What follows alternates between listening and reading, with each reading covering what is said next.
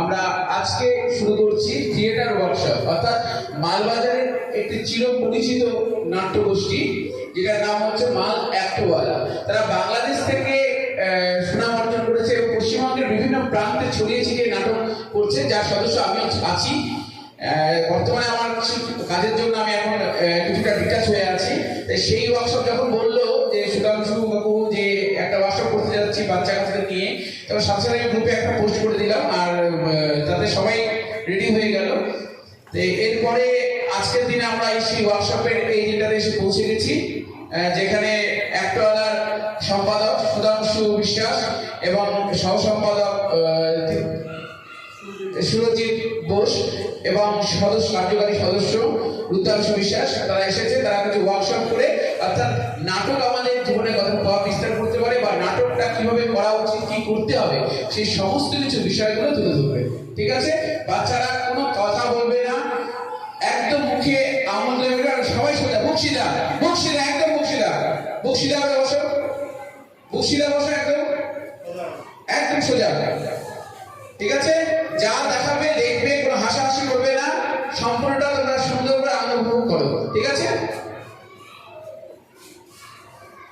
অসংখ্য ধন্যবাদ ভারপ্রাপ্ত প্রধান শিক্ষক জনি সরকার এবং আমাদের ত্রিশিমলা জুনিয়র হাই স্কুলের প্রধান শিক্ষক আমাদের শঙ্কর স্যার, অন্যান্য শিক্ষক শিক্ষিকাবৃন্দ যারা উপস্থিত আছেন এবং তোমরা যারা ছোটরা আজকের ওয়ার্কশপে সামিল হওয়ার জন্য এখানে এসেছি।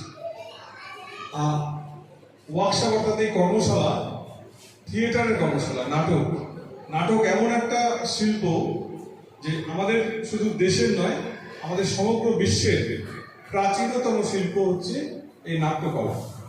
হ্যাঁ, তো এই নাটক তোমরা সবাই জানো যে তোমরা সিনেমা দেখেছো, দেখো তো, টিভি দেখো তো, টিভিতে অ্যাক্টিং করতে দেখো না, বড় বড় স্টারদের কথা তো সবাই জানো, তাই তো? আমির খান, শাহরুখ খান, তাই তো, অমিতাভ বচ্চন, শুনেছে তো নাম এদের?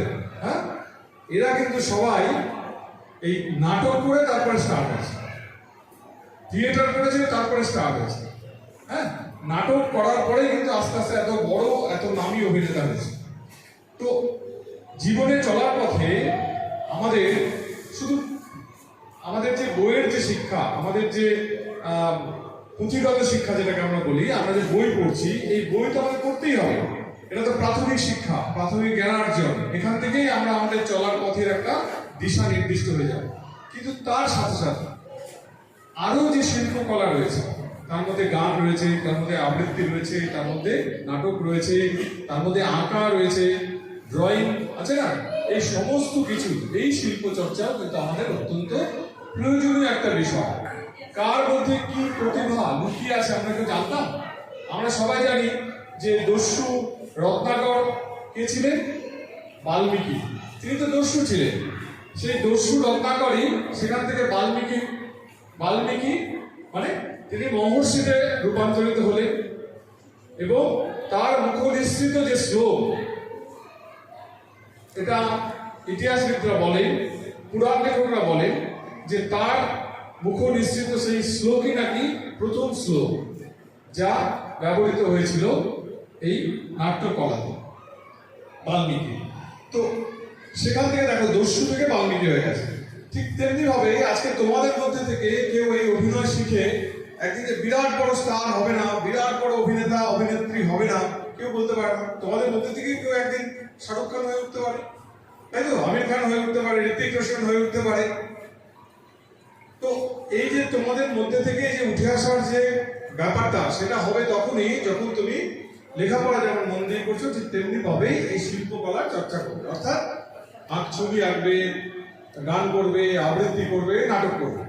এবং মজার ব্যাপার, নাটক এমন একটা জিনিস যে নাটকের আজকে এই ওয়ার্কশপ এখানে আমরা করতে এসেছি, এমন একটা জিনিস যেখানে শুধু অভিনয়, শুধুমাত্র আমরা একটা ডায়লগ বললাম বা একটা কথা বললাম সেটাতেই